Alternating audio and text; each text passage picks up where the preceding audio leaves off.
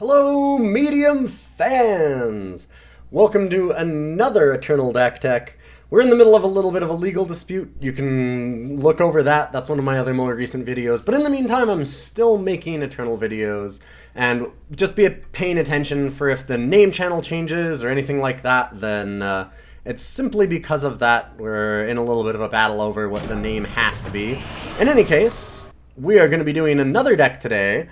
And I actually didn't name this deck yet, but it is the Katra combo deck. So we're going to be doing Katra combo. So we have the combo that you may or may not know about is Razorquill, Katra, and Stained Honor. So it's a twist combo.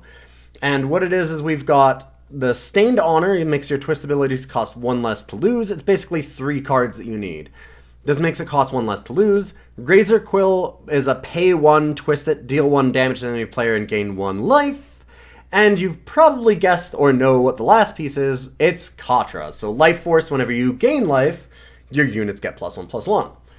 So Stained Honor makes Razorquill free. Razorquill gains you life. Katra, but loses its actual health. But Katra also gains it back its health. Bing, bang, boom. Infinite damage, you kill your opponent right then and there and they can't respond. So, pretty powerful combo if you can manage to get all those pieces out. The problem is, of course, that you need to have 3 different units in 2 colors that are going to cost 10 power and all need to survive. So you kind of need to go off in 1 turn. So, you've got some choices. You can try and just get to 10 power. You can hope your opponent doesn't have any removal. Or you can build this deck. So the idea of this deck is to kind of cheat out some of the pieces. Also, I mean, obviously, part of the problem is that you actually have to draw all 3 of the pieces as well. So we've solved that through various ways. We've basically made a Reanimator deck. And the idea of it is that you've got things like Haunting Scream to make the Katra Razorquill cheaper or to get them back. And you've got like Reweave to find them and make them cheaper. Things like that. So I'll kind of explain it. So you have Master Cartographer, draw and then discard. Combos with a lot of different cards that you have in the deck with things like Privilege of Rank. It's obviously really good to discard Katra because you can't actually play Katra. That might be one thing that you notice right away. There's actually 0 time influence in the entire deck. You cannot play Katra normally. The idea is to discard it and get it back or to reweave it.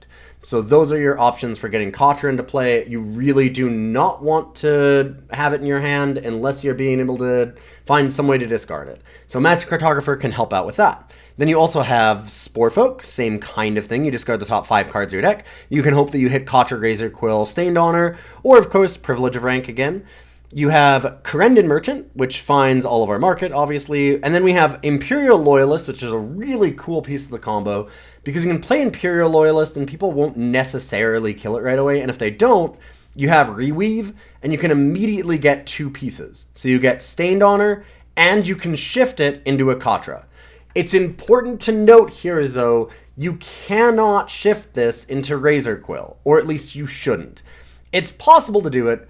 However, as long as Razorquill is shifted, you can't click on it to use its twist ability. So your combo is going to be delayed until it's untwisted, and in the meantime, they can just kill the Stained Honor that you got.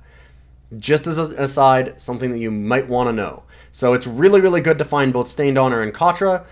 Don't generally use it to find Razorquill, but that's specifically Reweave and Imperial Loyalist as like a little bit of a combo there. After that, we have a bunch of ways to get all of these things back out of the void. So we're trying to dump a bunch of these things into the void so that, first of all, we can make them cheaper by having things like Haunting Scream or Remembrance.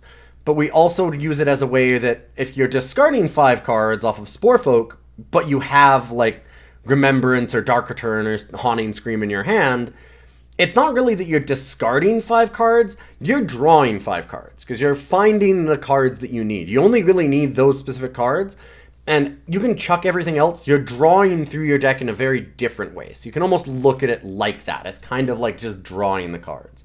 So it works on 2 different fronts, both in making them cheaper and in just helping you find them. So Dark Return is good because you can just pull back a bunch of different things. I kept a couple of them because it's nice to be able to get things that cost more than 3. Loyalist, Katra, Razorquill, like Katra and Razorquill being the important ones. And then it's also important for this not to be shifted, even if it did cost less than 3. Besides that, we have Remembrance that we can pull back like Krendon Merchant or Stained Honor.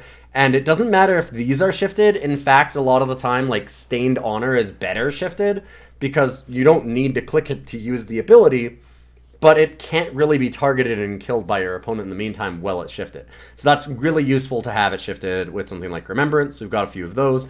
Desecrates to just buy us some time. We don't have a lot of removal. We're almost a pure combo deck. There's very little interaction with our opponent. The one piece that I have is the Desecrates.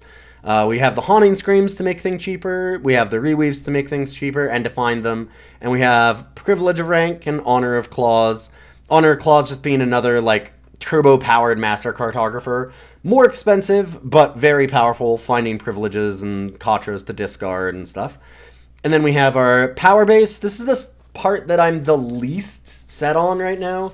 You can probably do some changes. I've got 27 power cards. I had some Seek powers, but I slowly cut them down because I just wanted more Justice Sigils for our privileges. We only have 3 privileges. It was all I could really fit in here. This is a very rough starting list.